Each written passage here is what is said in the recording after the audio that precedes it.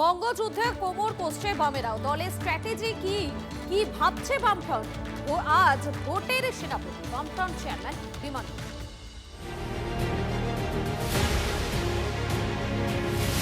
তৃণমূল আর BJP দুটো দলের কাছে কিন্তু এখন এই মুহূর্তে বামেরা ভোট কাটুয়া। বামেরা এখন মহাশূন্যে রয়েছে, কিন্তু এই মহাশূন্যের অবসান ঘটবে। আর যে কথাটা আসলো যে বামেরা ভোট কাটুয়া, বামেরা কখনো ভোট কাটুয়া না। ভোট কাটুয়া কথাটাও তৃণমূল কংগ্রেস কিন্তু সব জায়গায় বলছে না।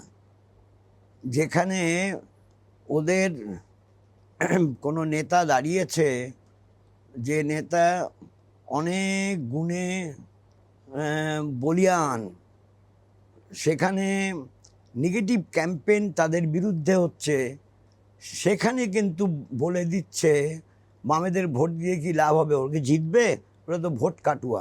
সব জায়গায় বললে বোঝা যেত এটাই বোধহয় কথা ওদের, না এটাই ওদের কথা না। বিজেপিতে চলে যাওয়া ভোটকে পুনরুদ্ধার করতে হবে, ওই রামের ভোটকে বামে পুনরুদ্ধার করা। মানুষের মধ্যে কি সেই সাড়া দেখতে পাচ্ছে? বিলম্বে হলেও এখন একটু বোধোদয় হয়েছে।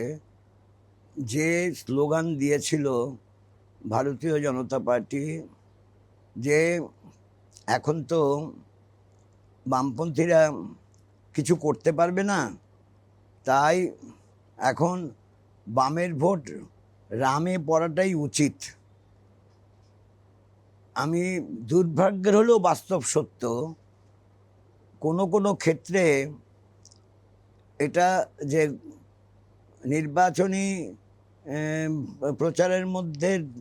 প্রচারের থেকে প্রভাব বিস্তার করেনি, আমি তা বলবো না। রাষ্ট্রীয় স্বয়ংসেবক সঙ্গে যে স্বয়ংসেবকরা আছেন, তারা যে হুইসপারিং ক্যাম্পেইনটা করেছে, দুঃখের হলেও বাস্তব সত্য, তা কিন্তু ফলপ্রসূ হয়েছিল।